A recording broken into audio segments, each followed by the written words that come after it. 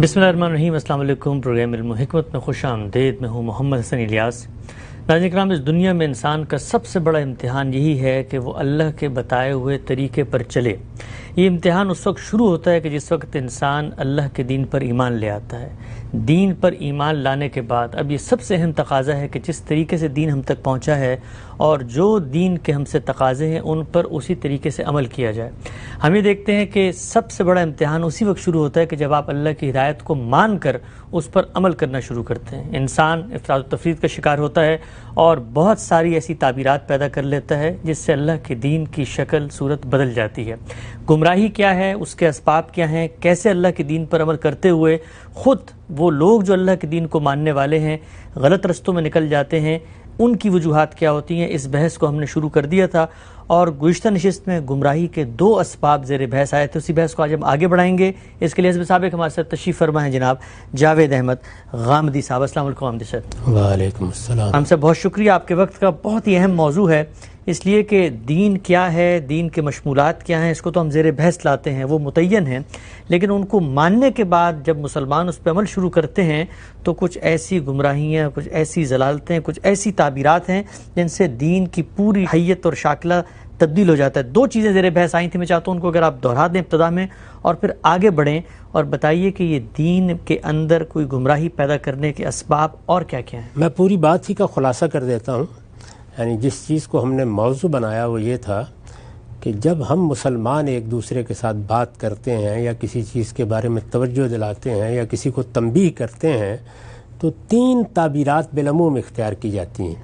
एक ये कि ये तो सरासर कुफ्र है, दूसरे ये कि ये शिरक है, और तीसरे ये कि ये चीज़ जलालत है, गुमराही है। जलालत का लफ्ज़ यहाँ उर्दू मफ़हूम में नहीं है बल्कि अरबी ज़ुबान में जलालत का लफ्ज़ गुमराही के लिए इस्तेमाल होता है। तो ये आम तौर पर 3 ताबीरें हैं। इनमें से हमने पहले ये बताने की सही की थी कि कुफ्र का इतलाक़ किस चीज़ पे होता है। मैं फिर यहाँ वाज़े कर दूँ कि किसी पर कोई हुक्म लगाना मकसूद नहीं है, बल्कि मुझे अपने लिए ये फ़हम हासिल करना है, इस चीज़ की समझ अपने अंदर पैदा करनी है कि मैं कहीं किसी कुफ्र का इर्तिकाब न कर बैठूं। तो हमने मुतय्यन तौर पर बताया कि कुफ्र का इतलाक़ किस रवैये पर होता है, किस तर्ज़ अमल पर होता है, किस तरह की बात कहने पर होता है, किस तरह की बात मानने पर होता है। फिर ये बताया कि शिरक की तारीफ़ क्या है, यानी किस चीज़ को आप शिरक करार देंगे। ज़ाहिर है कि इससे हर मुसलमान को बचना है, मुझे भी बचना है, आपको भी बचना है। हर मुसलमान ये सही करता है कि उसके किसी इल्म व अमल में किसी शिरक का शाइबा भी नहीं होना चाहिए। ठीक। फिर जलालत या गुमराही ज़ेर बहस थी। उसमें मैंने ये अर्ज़ किया कि कुछ असासात हैं, कुछ बुनियादें हैं। जब आप अपने दीन का मुताला करते हैं, उसकी तारीख़ को देखते हैं, मुसलमानों की तारीख़ को देखते हैं, कुरान मजीद किस नौइयत की किताब है उसके पेश नज़र रख कर आप दीन पर गौर करते हैं तो 5 सूरतें मुतय्यन होती हैं। उनमें से 2 पर हमने बात कर ली थी। यानी एक ये कि अल्लाह ताला ने इस बात पर मुतनब्बे फरमाया है कि मुतशाबिहात के दर पे नहीं होना चाहिए। ठीक। मुतशाबिहात क्या है, वो तरीका क्यों इख्तियार किया गया है, उनके दरपे होने से क्या नताइज निकलते हैं, अल्लाह ताला ने उस पर जो तंबीह फरमाई है उसकी क्या नौइयत है, और अगर कोई गिरोह या कोई फ़र्द उसके दरपे हो तो उससे किस तरह की उलूम वजूद में आते हैं। यानी उसमें फिर वो फ़लसफ़ियाना मबाहिस होंगे जिनमें ये मुतय्यन करने की सही की जाएगी कि अल्लाह ताला के इल्म और कुदरत का बाहमी ताल्लुक़ क्या है। ये मुतय्यन करने की सही की जाएगी कि ज़ात खुदाबंदी से खल्क़ का सदूर किस तरीके से होता है। ये मुतय्यन करने की सही की जाएगी कि इस आलम की तख्लीक का अमल जब शुरू हुआ तो उसमें अल्लाह ताला ने क्या काम किया और ख़ुद इस मखलूक़ात के अंदर क्या चीज़ें थीं जो उसका ज़रिया बनी या उसके असबाब पैदा हुए। गोया एक पूरी की पूरी माँ बाद तिबियात है जो उसके नतीजे में वजूद में आना शुरू हो जाती है। इसी तरह से जन्नत के बारे में, दोज़ख के बारे में, पैगंबर की फजीलत के बारे में अगर आप देखते चले जाएं तो बेशुमार चीज़ें ऐसी हैं कि जिनका ताल्लुक़ दर हकीकत उस आलम से है जो एक नादीदा आलम है, जिसके बारे में جتنی معلومات ہمیں دے دی گئی ہیں یہ تنبیہ کی گئی ہے کہ ہمیں اسی پہ اکتفا کرنا چاہیے. اس سے ایک قدم بھی آپ آگے بڑھائیں گے تو آپ اصل میں زیغ و ضلال کی طرف قدم بڑھائیں گے. چنانچہ قرآن مجید نے سورہ آل عمران کی ابتدا میں یہ بات واضح کر دی، اور یہ بڑا صحیح موقع تھا اس کو واضح کرنے کا، اس لیے کہ نصارہ کی گمراہی کا باعث یہی چیز بنی. اچھا، یعنی انہوں نے سیدنا مسیح علیہ السلام کے بارے میں، ان کی پیدائش کے معاملے میں جتنا علم دے دیا گیا تھا اس پہ اکتفا نہیں کی، بلکہ اس کو ایک باقاعدہ فلسفے میں، ایک باقاعدہ ما بعد طبیعیات میں ڈھالنے کی صحیح کی ہے، اور اس کے نتیجے میں وہی ہوا کہ اما الذین فی قلوبہم زیغ کا مصداق بن کر رہ گئے. دوسری چیز کیا تھی؟ دوسری چیز یہ تھی کہ جب ہم اللہ کی کتاب کو پڑھ رہے ہیں تو یہ بلسان عربی مبین ہے، تو کسی زبان کو سمجھنے کے لیے یا اس کے کسی لفظ کے مفہوم کا فیصلہ کرنے کے لیے کیا اصول ہے؟ تو میں نے عرض کیا کہ وہ اصول صرف اور صرف سماع ہے. یعنی اہل زبان اس لفظ کو کس معنی میں بولتے ہیں، جملے کی یہ تعلیف ہو تو اس سے کیا مراد لیتے ہیں، اس سیاق و سباق میں بات کریں تو کوئی محاورہ، کوئی ضرب المثل اپنے اندر کیا مفہوم پیدا کر لیتی ہے. یہ سب کی سب چیزیں جتنی ہیں ان میں کسی منطق کو دخل انداز نہیں ہونے دیا جا سکتا. تو ہم نے یہ توجہ دلائی کہ ہمارے ہاں بھی یہ بحثیں ہوئی ہیں کہ کسی لفظ کے مادے کا مفہوم یہ ہے، اس سے الفاظ بنتے ہیں تو اس سے دیکھیے یہ معنی پیدا ہو جاتے ہیں، اور اس طرح لوگوں نے جن کے ایک نئی معنی پیدا کر لیے، ملائکہ کے ایک نئی معنی پیدا کر لیے، نبی کے ایک نئے معنی پیدا کر لیے. آپ نے دیکھا کہ ہماری امت کی تاریخ میں جو باطنی تفسیریں وجود میں آئیں وہ اسی طریقے سے وجود میں آ گئیں. تو یہ گویا ہم نے یہ بتایا کہ زبان کے معاملے میں جو مسلمہ اصول ہیں، یعنی جن کا لحاظ شیکسپیئر کو پڑھتے ہوئے بھی رکھا جائے گا، فردوسی کو پڑھتے ہوئے بھی، اقبال کو پڑھتے ہوئے بھی، دنیا کے ہر زبان کے ادب کو دیکھتے ہوئے قرآن مجید میں بھی قرآن نے اس پر خود توجہ دلا دی ہے کہ بے لسان عربی مبین ہے، اور یہ بتایا ہے کہ یہ بے لسانک اے پیغمبر یہ آپ کی زبان میں نازل ہوا ہے.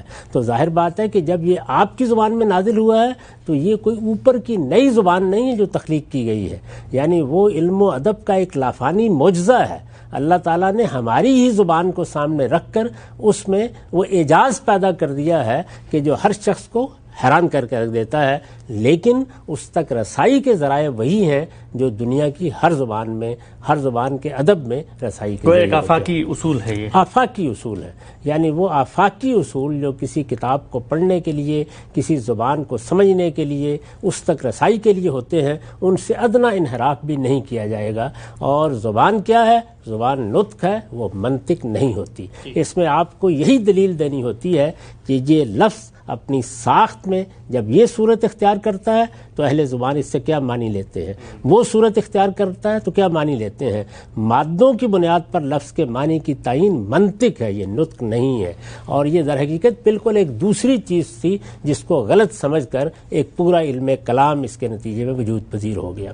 اب ہم آگے بڑھتے ہیں اور میں آپ سے عرض کرتا ہوں کہ وہ تیسری چیز کیا ہے جو بڑی ضلالت یا بڑی گمراہی کی بنیاد بن جاتی ہے. جی، وہ تیسری چیز یہ ہے کہ ہم جب بھی گفتگو کرتے ہیں، جب کوئی کتاب لکھتے ہیں یا کوئی خطبہ دیتے ہیں، کوئی تقریر کرتے ہیں، تو ہم علم اور عقل کے مسلمات کے پس منظر میں کھڑے ہو کے بات کر رہے ہوتے ہیں. اس میں سب سے بڑی چیز کیا ہے؟ تاریخ کے مسلمات.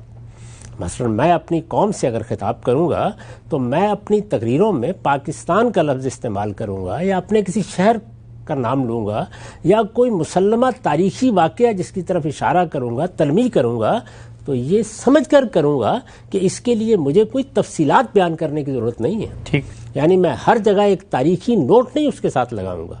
مثال کے طور پر آپ قرآن مجید کو دیکھتے ہیں، وہ ایک مقام پر بدر کا ذکر کرتا ہے، حنین کا ذکر کرتا ہے، زید کا ذکر کرتا ہے. یعنی رسالت مآب صلی اللہ علیہ وسلم کے ایک صحابی ہیں، ان کا ایک واقعہ جو زیر بحث آ گیا. ابو لہب کا ذکر کرتا ہے، قریش کا ذکر کرتا ہے، بنی اسرائیل کا ذکر کرتا ہے. اور بعض موقعوں پر وہ مکے کو سامنے رکھ کے، عرب کو سامنے رکھ کے وہ گفتگو کرنا شروع کر دیتا ہے جس سے اس کے سب مخاطبین واقف ہیں. رسالت مآب صلی اللہ علیہ وسلم کی بعثت عرب میں ہوئی، رسالت مآب صلی اللہ علیہ وسلم کی بعثت ایک خاص زمانے میں ہوئی، رسالت مآب صلی اللہ علیہ وسلم کا تعلق ایک خاندان سے تھا، رسالت مآب صلی اللہ علیہ وسلم نے قریش کو پہلے دعوت دی، اس کے بعد یثرب تشریف لے گئے. یہ بہت سی چیزیں ہیں جن میں بعض چیزیں جغرافیے سے متعلق زیر بحث ہوں گی، بعض تاریخ سے متعلق ہوں گی. ان کی کوئی تفصیلات کرنے کی ضرورت نہیں ہے. یعنی یہ قرآن کے اولین مخاطبین کے لیے علم و عقل کے مسلمات ہیں. اچھا. اور قرآن اپنی اس تاریخ کے ساتھ ہمیں منتقل ہو رہا ہے. یعنی قرآن بھی منتقل ہو رہا ہے اجماع اور تواتر سے، اور یہ تاریخ بھی اسی طرح منتقل ہو رہی ہے. اس پہ کوئی اختلاف نہیں ہے. اس میں اختلاف ہونے کی گنجائش کہاں ہے؟ اختلاف تو اخبار احاد پہ ہوتا ہے. یعنی کسی موقع پر کوئی گفتگو ہوئی، کوئی بات ہوئی، ایک شخص نے دیکھا، ایک شخص نے سنی، اس میں اختلافات ہو سکتے ہیں. یہ بات کہ رسول اللہ صلی اللہ علیہ وسلم کی بعثت عرب میں ہوئی تھی، اس سے کون آدمی ہے کہ جو اب ناواقف ہے؟ رسالت میں آپ صلی اللہ علیہ وسلم کا خاندان یہ تھا، آپ کے آبا کے نام یہ تھے، یعنی جو موٹے موٹے نام ہیں ان سے بھی ہر شخص واقف ہے. مکے سے ہر شخص واقف، مدینے سے ہر شخص واقف ہے. اب کوئی شخص اگر مسلمانوں کو یہ بتانے کی صحیح کرے کہ یہ مکہ یا بکہ جس کا نام قرآن مجید میں آیا ہے یہ دنیا کے کسی اور خطے میں پایا جاتا ہے، یا رسالت میں آپ صلی اللہ علیہ وسلم کی بعثت عرب میں نہیں ہوئی تھی، یا یہ کہ وہ بنی اسماعیل میں نہیں آئے تھے، تو یہ گویا علم و عقل کے مسلمات سے انحراف ہے. اور دنیا کی کوئی کتاب بھی اس معاملے میں توضیحات نہیں کیا کرتی. ٹھیک. آپ علامہ اقبال کا کلام پڑھتے ہیں تو سب سے پہلے آپ کو یہ دیکھنا چاہیے وہ کس دور میں پیدا ہوئے. انہوں نے اگر بال جبریل لکھی یا بانگ درا لکھی یا انہوں نے اپنے خطبات دیے تو وہ کس پس منظر میں تھے. تو تاریخ کا پس منظر اگر آپ نے ملحوظ نہیں رکھا اور وہ چیزیں آپ نے اقبال کے کلام میں خود متعین کرنی شروع کر دی تو آپ وہ باتیں کریں گے جس کا انہوں نے کبھی خواب بھی نہیں دیکھا. ٹھیک ٹھیک ٹھیک. تو اس لیے تاریخ کے پس منظر میں گفتگو ہو رہی ہوتی ہے. ان چیزوں میں اگر کوئی شخص یا کوئی گروہ یا کوئی فرقہ یا کوئی تعبیر الجھانے کی صحیح کرتی ہے. بنی اسماعیل کا نام کہاں ہے قرآن مجید؟ جی ہاں، یہ عام طور پہ کہا جاتا ہے. سیدنا ابراہیم علیہ السلام کے بارے میں یہ کہاں ہے کہ وہ عرب میں آئے تھے؟ یہ بات کہ قربانی انہوں نے فلاں جگہ کی تھی، یہ کہاں ہے؟ یہ اصل میں تاریخ کے مسلمات ہیں. ان کا ذکر بھی اگر کبھی ہوتا ہے تو کسی ذیل میں ہو جاتا ہے. جیسے قرآن مجید کو جب یہ بتانے کی ضرورت پیش آئی کہ تم اللہ تعالیٰ کی عنایات کے تحت اس وقت سب کچھ کر رہے ہو، اللہ تعالیٰ اس سے پہلے بھی تم پر کرم فرماتا رہا ہے اور اس میں گھبرانے کی کوئی بات نہیں ہے. اگر ایک نیا مارکہ درپیش ہے تو اس میں اللہ کی مدد تمہیں حاصل ہوگی. کیا اللہ اس سے پہلے بدر اور حنین میں تمہاری مدد نہیں کر چکا؟ تو اب یہاں نیچے نوٹ لگانے کی ضرورت نہیں تھی کہ بدر کیا ہے، حنین کیا ہے. یعنی یہ ایک لفظ یہ بتا رہا ہے کہ بدر میں ایک مارکہ پیش آیا تھا، حنین میں ایک دوسرا مارکہ پیش آیا تھا، اس میں مسلمان بہت قلیل تعداد میں تھے، اس میں بہت کثیر تعداد میں تھے. اللہ ہی نے ان کے لیے کرم نوازی کا اہتمام کیا. ٹھیک. اور یہ کرم نوازی اس کی نصرت کی صورت میں ہوئی.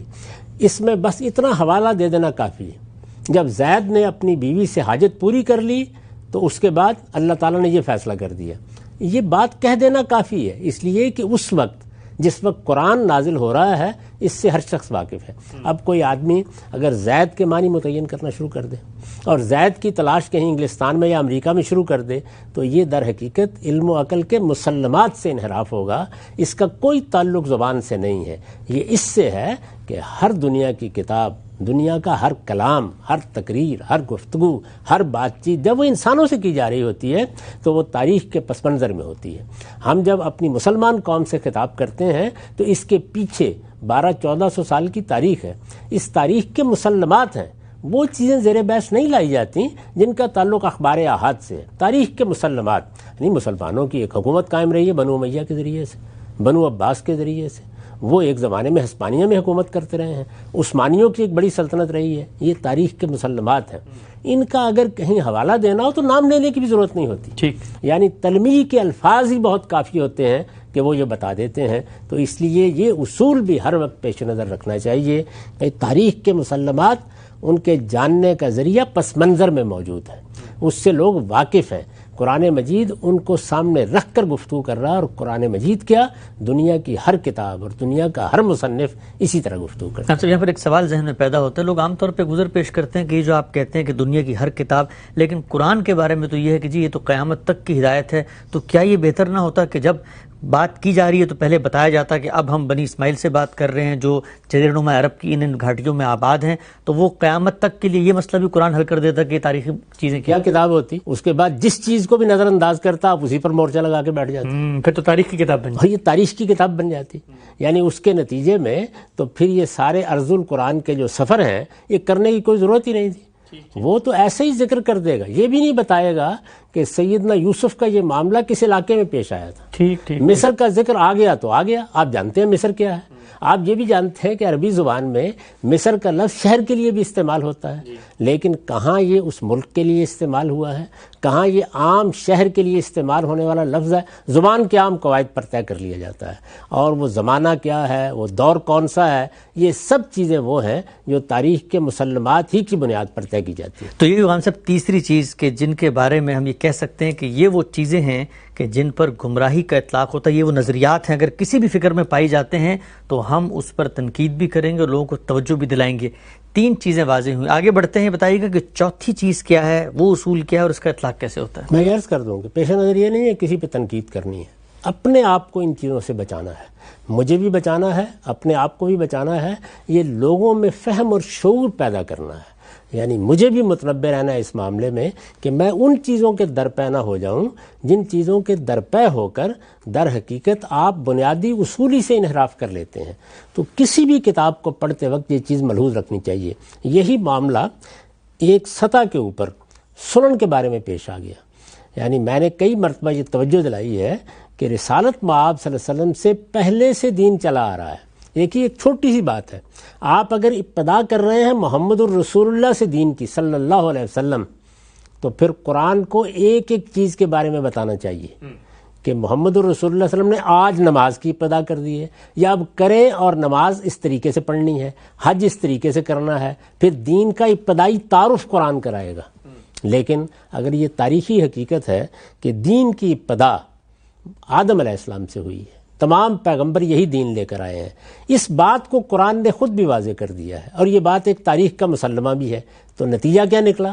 نتیجہ یہ نکلا کہ رسول اللہ صلی اللہ علیہ وسلم کی بعثت جن لوگوں میں ہوئی ہے وہ کون ہے؟ وہ ابراہیم کی اولاد ہیں۔ اچھا، ابراہیم علیہ السلام کی اولاد ہیں، ان کے اندر دین کی روایت موجود ہے پہلے سے، ان میں دین حنیفی کے جاننے والے لوگ موجود ہیں، ان میں نماز پڑھی جا رہی ہے، ان میں روزہ رکھا جا رہا ہے، ان میں عمرہ کیا جا رہا ہے، ان میں حج کیا جا رہا ہے، یہ سب چیزیں موجود ہیں۔ تو اب ظاہر ہے کہ قرآن مجید کیا کرے گا؟ وہ ان سب چیزوں کا پہلے تعارف نہیں کرائے گا، بلکہ موجود اسماء اختیار کرے گا، جو کچھ لوگ جانتے ہیں اسی بنیاد پر بات شروع کر دے گا۔ وہ وہاں کوئی بات کرے گا جہاں یا تو تاکید کرنی ہے، یا تصویب کرنی ہے، یا کسی چیز کی اصلاح کرنی ہے، یا اس کے بارے میں کوئی نیا حکم دینا ہے، یا اس سے متعلق کوئی رخصت بیان کرنی ہے، وہ ایسے بیان کرے گا۔ تو نتیجہ کیا نکلا؟ نتیجہ یہ نکلا کہ جس طرح تاریخی حقائق کے بارے میں آپ کو اس پس منظر میں کھڑے ہو کر قرآن کو پڑھنا چاہیے، اسی طرح سنن کے معاملے میں، دین کی روایت کے معاملے میں انبیاء علیہم السلام نے جو دین کی روایت قائم کی اور جو صدیوں سے قائم چلی آ رہی تھی، اور یہ ابراہیم علیہ السلام کے ذریعے سے عرب میں پہنچی، اس کو بھی پس منظر میں رکھ کر آپ بات کریں گے۔ چنانچہ قرآن میں داخل ہو کے دیکھ لیجئے، وہ آپ کو حج کے معاملے میں بھی اس طرح گفتگو کرتے نظر آئے گا جس طرح اس کے مخاطبین واقف ہیں اس سے اچھی طرح۔ نماز کے بارے میں بھی ایسی گفتگو کرے گا۔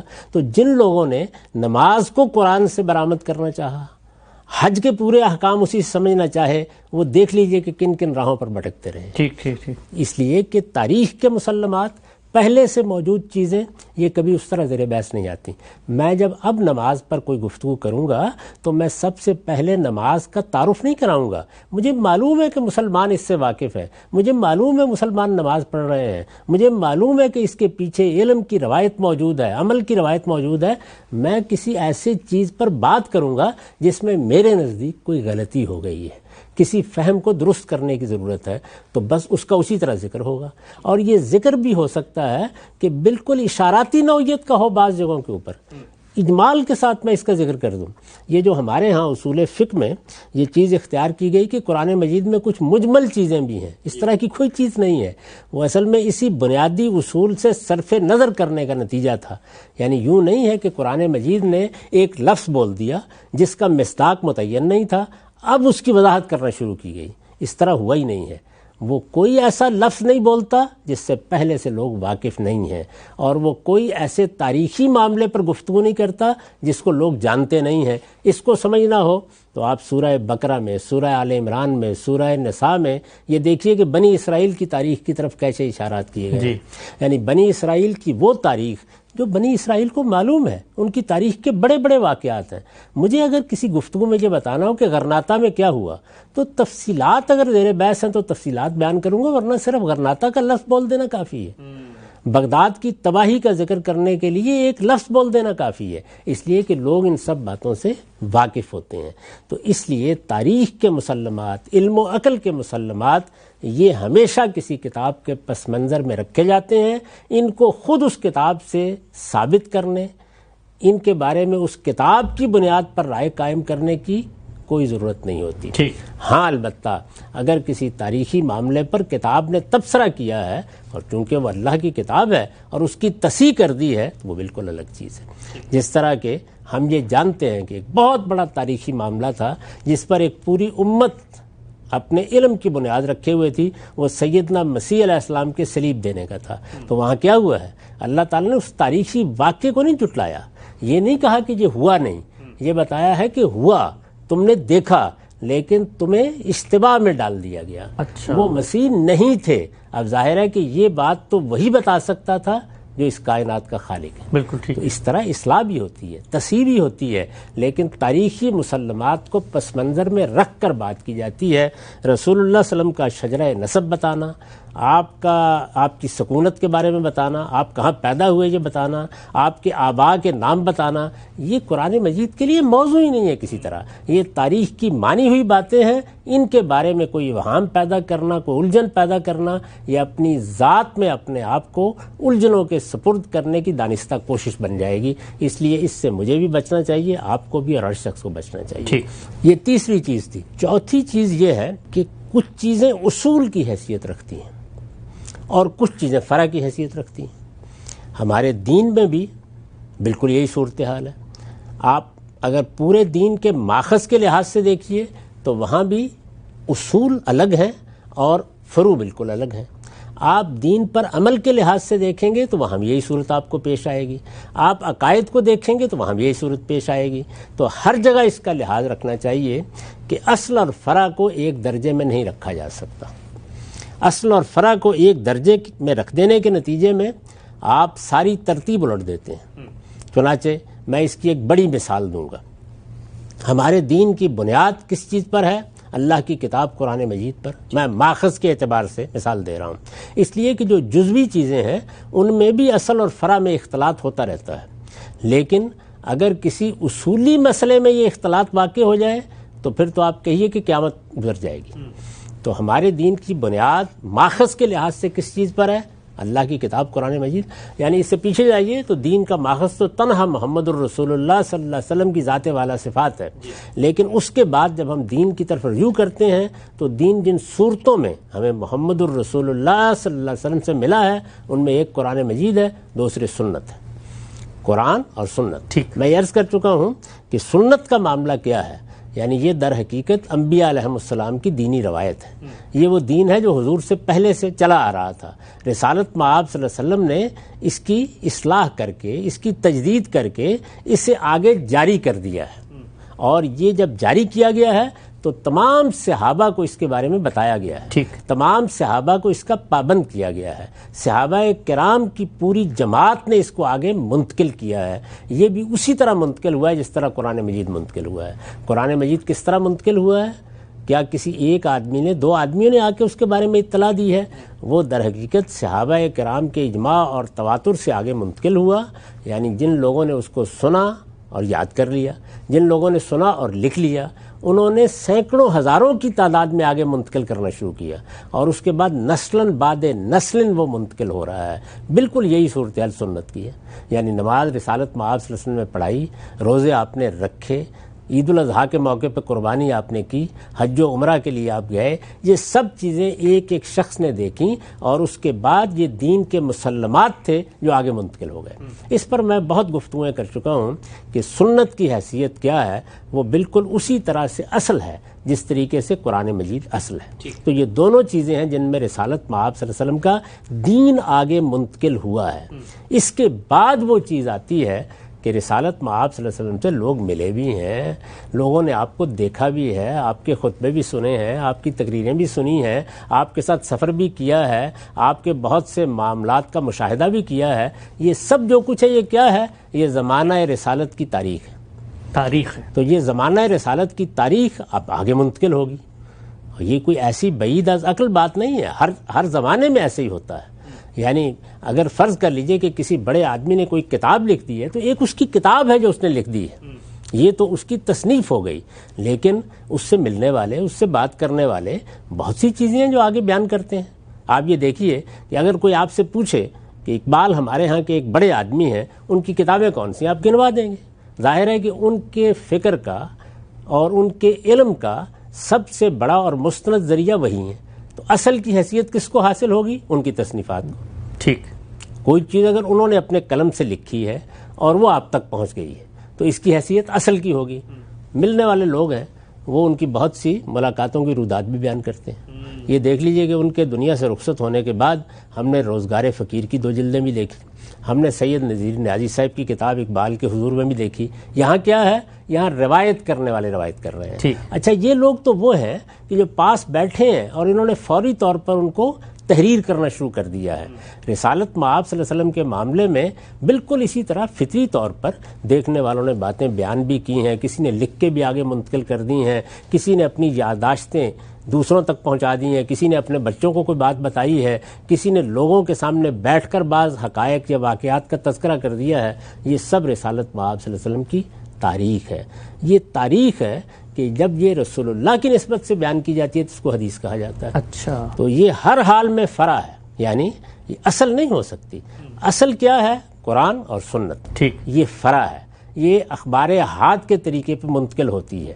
یعنی اخبار احاد کے طریقے پر منتقل ہونے کا کیا مطلب ہے؟ ایک آدمی نے سنا، 2 نے سنا، اس میں تحقیق کی ضرورت بھی ہوتی ہے، اس میں راویوں کی چھان پھٹک بھی ہوتی ہے، اس کے لیے علم رجال کو وجود میں لانے کی ضرورت پڑتی ہے۔ ان میں سے کسی چیز کی ضرورت بھی نہ قرآن کے لیے ہے نہ سنت کے لیے۔ ٹھیک، یعنی وہاں آپ کو کسی محقق کی ضرورت نہیں پڑتی کہ وہ آپ کو تحقیق کر کے یہ بتائے گا۔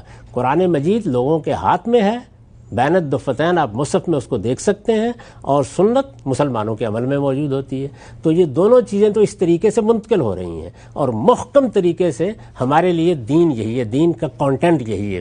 لیکن اس کی شرح میں، اس کی وضاحت میں، اس کی تفہیم میں، اس کی تبیین میں، اس کے اطلاق میں، اس سے متعلق اجتہادات میں 10 چیزیں ہوں گی کہ جو آپ کو روایتوں میں ملیں گی۔ ان کو سر آنکھوں پر رکھنا چاہیے۔ یہ رسالت مآب صلی اللہ علیہ وسلم کا علم ہے، یہ لوگوں نے منتقل کیا ہے، اس کو تلاش کرنے کے لیے لوگ نکلتے رہے ہیں۔ اس میں جن لوگوں نے بیان کیا ان کی تحقیق کرنے میں لوگوں نے زندگیاں بسر کر دی ہیں، لیکن یہ فرع کے مقام پر ہے، یہ اصل کے مقام پر نہیں جا سکتا۔ اچھا، یعنی یہ علم ایک قیمتی دولت ہے، اس کو کبھی حقارت کی نظر سے نہیں دیکھنا چاہیے۔ اس کے بارے میں یہ بحثیں بھی بالکل بیکار اور بے معنی ہیں کہ لکھوایا کیوں نہیں گیا اور یہ کیوں نہیں کیا گیا۔ وہ کون سا شخص ہے کہ جس کی زندگی کے احوال میں آپ ساتھ ایک ٹیپ ریکارڈر لگا دیں گے؟ یہ تو اس زمانے میں بھی نہیں ہو سکتا۔ جی ہاں، دسیوں لوگ بڑی شخصیات سے ملتے ہیں، بات کرتے ہیں، اور وہ زبانی روایتی میں منتقل ہوتی ہیں۔ تو اصل مسئلہ کیا ہے؟ اصل مسئلہ یہ ہے کہ ہم فرع اور اصل کو الگ الگ پہچانیں۔ تو اس وجہ سے جو اصل ہے وہ ہے قرآن اور سنت، اور وہ دونوں کس طرح منتقل ہوئے ہیں؟ مسلمانوں کے اجماع اور تواتر سے۔ وہ کسی راوی کے محتاج نہیں ہیں، وہ کسی کی تحقیق کے محتاج نہیں ہیں، ان کے بارے میں کوئی سند ہمیں بخاری سے نہیں لینی، مسلم سے نہیں لینی۔ وہ مسلمانوں کی پوری جماعت کا اجماع اور تواتر ہے، اس کے بارے میں کسی اختلاف کی گنجائش ہی نہیں ہوتی۔ اچھا، یہاں پر ایک سوال ذہن میں اٹھ رہا ہوگا سننے والوں کو کہ یہ تو بالکل واضح ہے کہ قرآن مجید اصل ہے، سنت اصل ہے، پیغمبر کی ذات نے مستقل بالذات جو دین کے احکام دیے ہیں وہ تو انہی 2 صورتوں میں یہی مصادر ہیں۔ لیکن اگر کسی تاریخی ریکارڈ میں کوئی ایسی بات ملتی ہے کہ جو اصل سے کانٹرڈکٹ ہوتی ہے تو پھر لوگ اس میں کہتے ہیں کہ بھائی یہ تو اگر کسی نے رسول اللہ کو یہ کرتے ہوئے دیکھا ہے لیکن اصل دین میں کچھ اور ہے تو زیادہ کنسیڈریبل چیز تو وہ عمل ہونا چاہیے جو لوگوں نے دیکھا ہے۔ تو اس تناقض کی صورت میں پھر کیا مطلب؟ یعنی لوگوں نے دیکھا، ایک آدمی نے دیکھا، 2 نے دیکھا، 3 نے دیکھا، وہ دین ہم کو پوری مسلمان امت نے منتقل کیا ہے۔ اچھا، یعنی یہ جو کچھ دیکھا ہے یہ تو ہم نے نہیں دیکھا، میں نے نہیں دیکھا، آپ نے نہیں دیکھا، ایک صاحب کہتے ہیں دیکھا ہے، غلطی لگ گئی ہے، کسی الجھن کا شکار ہو گئے ہیں، ذہنی حالت ٹھیک تھی جب دیکھ رہے تھے، انہوں نے آگے بیان کیا ہے تو بیان کرنے والے نے ٹھیک سمجھا ہے، پورے پس منظر کو دیکھ کر بات کی ہے، اس کے اوپر تو 10 سوالات ہوں گے۔ تو اس وجہ سے یہ ہر حال میں فرع ہے۔ دیکھیے اس وقت میں یہ عرض کر رہا ہوں کہ یہ سب کچھ جو کچھ ہے ہمارے لیے قیمتی دولت ہے، بالکل ٹھیک، یہ ہماری تاریخ ہے۔ رسالت مآب صلی اللہ علیہ وسلم کی سیرت آپ کے سوانے کو جاننے کا سب سے بڑا ذریعہ ہے۔ اسی وجہ سے اس مسلمان امت کے جلیل القدر لوگوں نے اس پر اپنی زندگیاں لگا دی ہیں. بالکل ٹھیک. اور کیوں لگائی ہیں؟ یعنی قرآن مجید کی تحقیق میں زندگی لگانے کی ضرورت تھی، وہ تو مسلمانوں کو مل گیا تھا. سنت کی تحقیق میں زندگی لگانے کی ضرورت تھی، وہ تو عمل میں رائج تھی. آج بھی آپ کسی مسلمان سے جو دین پر عمل کرنے والا ہو پوچھئے، وہ چند لمحوں میں آپ کو بتا دے گا کہ یہ کیا چیزیں ہیں. یعنی عبادات ہوں گی، معاشرت کی بعض چیزیں ہوں گی، کچھ رسوم و آداب کی چیزیں ہوں گی. ان کی فہرست میں نے اپنی کتاب میزان کے شروع میں بنا دی ہے. تو یہ جتنی چیزیں ہیں وہ تو رائج ہو گئیں، ان کی تحقیق کی ضرورت تھی، اس لیے کہ یہ تاریخ ہے. اور جب تاریخ کو آپ بیان کرتے ہیں تو یہ بہت بڑی چیز ہے کہ جس کو ہمارے لیے بہت سے معاملات میں صحیح نتائج تک پہنچنے کا ذریعہ بننا چاہیے. اس سے ہم بہت سی علم کی بنیادیں سمجھتے ہیں، لیکن یہ کیا ہے؟ یہ دین میں ہمیشہ فرع کے مقام پر رہے گی. فرع کے مقام پر رہنے کا مطلب کیا ہے؟ یعنی اصل کے نیچے ہوگی، اور اس میں اور اصل میں کبھی اختلاط پیدا نہیں کیا جائے گا. ٹھیک. یہی وجہ ہے کہ میں نے اس بات پر اصرار کیا ہے اپنی کتاب مقامات میں کہ ہم پہلی چیز کے لیے لفظ سنت استعمال کریں گے، اور اس میں اگر رسالت مآب صلی اللہ علیہ وسلم کا کوئی عمل ہے تو اسے اسوہ حسنت تعبیر کریں گے. یہ اصل اور فرع کے فرق کو ملحوظ رکھنا ہے، اس میں کسی درجے میں بھی اختلاط پیدا نہیں ہونا چاہیے.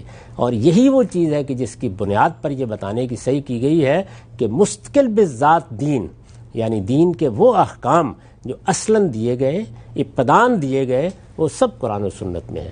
اس میں کیا ہوگا؟ ان میں سے کسی حکم کی تفہیم ہوگی، تبیین ہوگی، کسی جگہ اطلاق زیر بحث آئے گا، کہیں اس سے متعلق کوئی اجتہادی رائے ہوگی. یہ سب چیزیں کیا ہوتی ہیں؟ فرع ہوتی ہیں. تو اگر آپ اصل اور فرع کو ایک درجے میں رکھ دیں گے تو یہ قیامت برپا کرنے والی غلطی ہوگی. پھر آپ اس انجام تک پہنچیں گے کہ آپ چونکہ فرع اور اصل کو ایک درجے میں رکھ چکے ہیں تو اب آپ فرع کو تو اوپر اٹھا نہیں سکتے، آپ اصل کو نیچے لائیں گے. اچھا. یعنی نتیجہ یہ ہوگا کہ اب قرآن مجید بھی اخبار احاد کے طریقے پر ثابت کیا جا رہا ہوگا، سنت بھی اخبار احاد کے طریقے پر ثابت کی جا رہی ہوگی. تو نتیجہ کیا نکلے گا؟ آپ نے ایک چیز کو جب اس کی اصل جگہ سے اٹھا کر اوپر کر دیا تو نتیجے کے طور پر جو کچھ اوپر تھا وہ اب لازماً نیچے آ جائے. بہت اہم بات ہے یہ. تو میں نے یہ عرض کیا کہ اس کے بارے میں بھی مجھے اور آپ کو، ہر شخص کو متنبہ رہنا چاہیے کہ اصل اصل کی جگہ رہے گی، فرع فرع کی جگہ رہے گی، متن متن کی جگہ پہ رہے گا، شرع شرع کی جگہ پہ رہے گی. کوئی اعلیٰ سے اعلیٰ شرع بھی اگر کلام غالب کی ہے تو وہ اس شعر پر بالا تر نہیں ہو سکتی. یعنی شعر اصل ہے اور شرع میں نے کی ہے، آپ نے کی ہے، کسی اور شخص نے کی ہے، وہ ہمیشہ اس کی محتاج رہے گی کہ متن اس کو قبول کرے. تو یہی معاملہ یہاں ہوگا. لوگوں کو بتانا پڑے گا کہ ہمارا پورا دین اپنی اصل کے لحاظ سے قرآن اور سنت میں ہے. یہ دونوں چیزیں کسی محقق کی تحقیق کی محتاج نہیں ہیں، یہ امت کے اجماع اور تواتر سے منتقل ہوئی ہیں. یہ کون سا اجماع اور تواتر ہے؟ یہ سمجھ کا یا فہم کا اجماع نہیں ہے، بلکہ یہ نقل کا اجماع ہے. یعنی حضور سے یہ منتقل ہوئی ہیں صلی اللہ علیہ وسلم. اس وجہ سے یہ اصل دین ہے، اور اس کے بعد جو کچھ بھی اس کے تحت آئے گا وہ سب فروع ہیں، ان میں کوئی مستقل بذات چیز نہیں ہو سکتی. اس کو میں نے اس طرح ادا کیا تھا کہ ان تمام چیزوں سے جو اخبار احاد کے طریقے پر ملتی ہیں، نہ کسی عقیدے کا دین میں اضافہ ہو سکتا ہے، نہ کسی عمل کا اضافہ ہو سکتا ہے. جو عقائد پہلے سے موجود ہیں قرآن و سنت میں، ان کی وضاحت ہوگی، ان کی شرح ہوگی، ان کا اطلاق ہوگا، ان کے بارے میں اجتہادی معاملات ہوں گے. یہ چیزیں اس میں زیر بحث آئیں گی. تو اصل اور فرع کو اس کی جگہ پر رکھا جائے، یہ بڑا بنیادی مسئلہ ہے. یہ چیز اگر جزوی مسائل میں ہو وہاں بھی غلطی کا باعث بنتی ہے. یہ اگر کسی دین کے حکم پر عمل کرنے کے معاملے میں اپنی ترتیب کو خراب کر دے وہاں بھی مسئلے کا باعث بنتی ہے. لیکن سب سے بڑھ کر یہ اس اصولی مسئلے میں خرابی کا باعث بنتی ہے کہ آپ نے دین کے ماخذ میں اصل اور فرع میں اختلاط پیدا کر دیا. ٹھیک. اس کو دور کر کے رکھنا چاہیے. اصل کیا ہے اور فرع کیا ہے. اصل حکم کیا دیا گیا تھا، اور جب اس کی تفریعات بیان ہوئیں، جب اس کے فروع بیان ہوئے تو ان کی نوعیت کیا ہے. تو جب آپ اصل سے متعلق کر کے فرع کو بیان کریں گے، جب اصل کے نیچے رکھ کر فرع کو دیکھیں گے تو ہر چیز اپنی صحیح جگہ پر بیٹھ جائے گی. جیسے ہی آپ اس ترتیب کو الٹ پلٹ کر دیں گے تو اس کے نتیجے میں آپ اس صورتحال سے دوچار ہو جائیں گے کہ نہ اللہ کی کتاب اپنی جگہ پہ قائم رہے گی، نہ پیغمبر کی سنت اپنی جگہ. یہ نقطہ بھی واضح ہوا اور بہت ہی اہم نقطہ ہے. اور یہ بات کہ خود قرآن مجید بھی اس کو واضح کر دیتا ہے کہ اس کی اپنی حیثیت کیا ہے، اور پھر عقل بھی یہ کہتی ہے کہ جو چیز اصول ہے، جو چیز اصل ہے، وہ اوپر رہنی چاہیے، باقی اپلیکیشن ہے۔ 4 چیزیں زیر بحث آئیں کہ وہ اسباب، وہ وجوہ، وہ علل جن سے کسی فکر میں ہم نے اپنے آپ کو بچانا ہے کہ ہم گمراہی کی طرف نہ جائیں۔ 5ویں اور آخری چیز کیا ہے جو ہمیں خود غور کرنا چاہیے کہ اس سے اپنے آپ کو بچائیں تاکہ اللہ کی ہدایت پیور فارم میں اس پہ عمل کر سکیں۔ اس باب میں 5ویں اور آخری چیز کیا ہے؟ ابتدا، جس کو آپ بدعت کہتے ہیں۔ قرآن مجید نے بھی اس کو موضوع بنایا، رسالت مآب صلی اللہ علیہ وسلم نے بھی اپنے خطبوں میں بار بار توجہ دلائی کہ میرے دین میں کوئی احداث نہیں ہونا چاہیے۔ من احدث فی امرنا ھذا فہو رد، یعنی ہمارا یہ دین ہے، یہ میں نے لوگوں تک پہنچا دیا ہے، اللہ کے رسول کی حیثیت سے پہنچایا ہے، یہ اللہ کے پیغمبروں کا دین ہے، اس میں اپنی طرف سے کوئی چیز کسی کو شامل کرنے کی جسارت نہیں کرنی چاہیے۔ ٹھیک، تو اب ظاہر ہے کہ ابتدا اپنی ذات میں، یا بدعت جس کو آپ کہتے ہیں، یہ گمراہی کی بنیاد بن جاتی ہے۔ چنانچہ جو خطبات میں آپ سنتے ہیں وہاں پر یہی بات کہی گئی ہے کہ کل بدعت ضلالہ وکل ضلالۃ فی النار، یعنی جب بھی کوئی نئی چیز دین کے اندر داخل کی جائے گی یہ گمراہی ہوگی، اور ہر گمراہی کا انجام کیا ہے؟ جہنم۔ تو بڑی وعید ہے، بہت تنبیہ کی رسول اللہ صلی اللہ علیہ وسلم نے۔ یہ تنبیہ کس لیے کی ہے؟ اس لیے کہ دین نام کس چیز کا ہے؟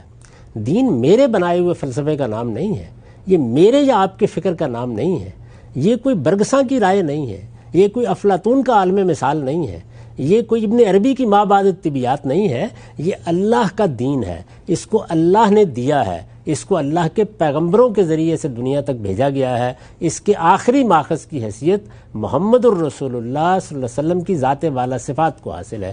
لہٰذا ہر وہ چیز جس کو آپ دین کی حیثیت سے پیش کریں گے اس کے سمجھنے میں غلطی ہو سکتی ہے، اس کے ماخذ کی تحقیق میں غلطی ہو سکتی ہے، لیکن آپ اپنی طرف سے یہ جسارت کریں کہ آپ دین میں کوئی اضافہ کر دیں یا دین میں کوئی کمی کر دیں، تو یہ در حقیقت وہ چیز ہے کہ جس کو ابتدا سے تعبیر کیا جاتا ہے، اور یہ ابتدا جب بھی پیدا ہوگا یہ صورتحال کو بالکل الٹ کر رکھ دے گا۔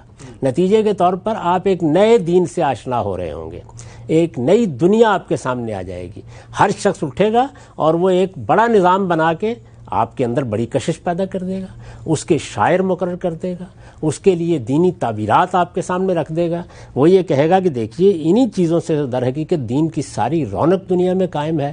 تو اگر آپ غور کر کے دیکھیں تو یہ جو ابتدا ہے اس نے بڑی قیامتیں ڈھائی، یعنی جب بھی کبھی یہ چیز پیدا ہوگی تو فرع میں بھی مسائل کا باعث بنے گی اور اصول میں بھی باعث بنے گی۔ اس وجہ سے یہ متنبہ رہنے کی ضرورت ہے کہ دین میں ابتدا کے قریب کسی شخص کو نہیں جانا چاہیے، یعنی یہاں کیا کرنا ہے، ہمارے پاس دین کے 2 ماخذ موجود ہیں، وہ اصل کی حیثیت رکھتے ہیں، ہمارے پاس حدیث کا بہت بڑا ذخیرہ موجود ہے، اس کی فرع کی حیثیت ہے، وہ شرح ہے، وہ وضاحت ہے، اس کی نسبت رسالت مآب صلی اللہ علیہ وسلم کی طرف ہے، اس کی تحقیق کر کے جب ہم مطمئن ہو جاتے ہیں تو وہ بھی ہمارے لیے علم کا ایک بڑا ذریعہ بن جاتی ہے۔ ان 3 چیزوں کو سامنے رکھ کر دین پر گفتگو کرنی چاہیے، اس سے ہٹ کر اپنی منطق سے، اپنی عقل سے، اپنے تصورات کے مطابق اپنی طرف سے کسی چیز کو اہم سمجھ کر جب آپ تقریر فرمائیں گے تو آپ اصل میں دین میں ابتدا کی بنیاد رکھیں گے۔ اسی وجہ سے پہلے دن سے آپ دیکھیے کہ سب سے زیادہ سخت رویہ ہمارے ہاں فقہا ہوں، محدثین ہوں، دین کے علماء ہوں، ان کا مبتدئین کے بارے میں ہوتا ہے، یعنی وہ اصول میں کوئی نئی چیز لے آئیں گے دین میں تو ظاہر ہے کہ اس سے پوری کی پوری دینی بنیادیں بالکل الگ ہو کے رہ جائیں گی، اور وہ فرع میں کوئی چیز لے آئیں گے تو اس کے نتیجے میں بھی بڑی خرابیاں پیدا ہوں گی۔ تو 5ویں اور آخری چیز یہ ہے کہ ابتدا، اور اس کو جاننے کا طریقہ بہت آسان ہے، جب بھی کوئی آدمی آپ کے سامنے کوئی بات رکھتا ہے تو اس سے سوال کیجئے اس بات کے بارے میں کہ تم نے یہ بات کہاں سے کہی ہے۔ اس بات کی بنیاد اللہ کی کتاب میں ہونی چاہیے، پیغمبر کی سنت میں ہونی چاہیے، یہ بنیاد پہلے ہوگی، اس کے بعد فرع میں کوئی چیز روایت سے بھی آئے گی اور اخبار احاد سے بھی آئے گی۔ اگر یہ ترتیب صحیح ہے تو بس دین یہاں ختم ہو جائے گا۔ اس کے بعد آپ نے کیا کہنا ہے اور آپ نے کیا کرنا ہے وہ ہماری اجتہادی آراء ہیں، ان کو اسی حیثیت سے پیش کیا جائے گا، وہ کبھی دین کی حیثیت سے لوگوں کے سامنے لائی ہی نہیں جاتی۔ ان میں تو یہ بتایا جاتا ہے کہ دیکھیے یہ اللہ اور رسول نے ہمیں دین دیا تھا، اس میں فلاں موقع پر یہ سوال پیدا ہوتا ہے، اس کے باب میں ہم یہاں تک آپ کی اپنی عقل سے اپنے علم سے رہنمائی کر سکتے ہیں، بس اجتہادات کا دائرہ یہ ہے۔ اور اجتہاد کا وہ دائرہ جس میں دین کے مزورات کھولے جاتے ہیں وہ بھی دو نکات پر مبنی ہے، یعنی ہمیں دین میں جو احکام دیے گئے ہیں ہم جب ان کی حقیقت سمجھ لیتے ہیں تو وہ در حقیقت حکم کی علت ہوتی ہے، اور جب علت متعین ہو جاتی ہے تو ہم اس میں وسعت بھی پیدا کرتے ہیں، ہم اس میں استثناء بھی دیتے ہیں۔ بس انہی دو نکات کے اوپر ہمارا سارا اجتہادی ذخیرہ مبنی ہے۔ اس سے آگے جہاں کسی نے تجاوز کیا ہے اس نے ابتداء کی بنیاد رکھی ہے۔ اور میں نے عرض کر دیا کہ جس طریقے سے قرآن مجید نے متشابہات کے بارے میں یہ کہا تھا کہ وہ زیغ کا ذریعہ بنتے ہیں، دل میں ٹیڑھ کا ذریعہ بن جاتے ہیں، اس سے ضلالت اور گمراہی کی بنیادیں شروع ہو جاتی ہیں، اسی طرح اس کے بارے میں حضور نے متنبہ فرمایا کہ کوئی شخص اگر اس کا ارتکاب کرتا ہے، ہمارے دین میں احداث، ہمارے دین میں نئی بات پیدا کرنے کا ارتکاب کرتا ہے تو وہ ایک بدعت کو دین میں داخل کرتا ہے، اور اسے معلوم ہونا چاہیے کہ ہر بدعت ایک گمراہی ہے اور ہر گمراہی کا انجام جہنم۔ آپ سے ہمارا وقت یہاں پہ ختم ہوتا ہے۔ ناظرین، بہت تفصیل سے ہم نے 2 نشستوں میں جانا کہ فکری گمراہی کی بنیادیں کیا ہیں، وہ کیا کرائیٹیریا ہے، وہ کیا اصول اور ضوابط ہیں جو اگر کسی فکر میں پائے جاتے ہیں تو ہم نے بطور مسلمان اپنے آپ کو اس سے بچانا ہے، اور اس کا مقصد کیا ہے؟ اس کا مقصد بالکل واضح ہے کہ اللہ کے دین کو جس طریقے سے وہ ہم تک پہنچا ہے اسی خالص شکل میں ہم اخذ کریں اور اسی طریقے سے اس پہ عمل کریں جس طریقے سے اللہ کو مطلوب ہے۔ یہی وہ اصول ہیں، یہی وہ ضابطے ہیں کہ جو اگر تمام مختلف الخیال لوگ اپنا کر ایک جگہ پر جمع ہوں تو آپس میں ایک دوسرے کی غلطیوں پر بھی شائستگی سے انہیں متنبہ کر سکتے ہیں۔ پروگرام کا یہاں پہ وقت ختم ہوتا ہے، اجازت دیجیے، اللہ حافظ۔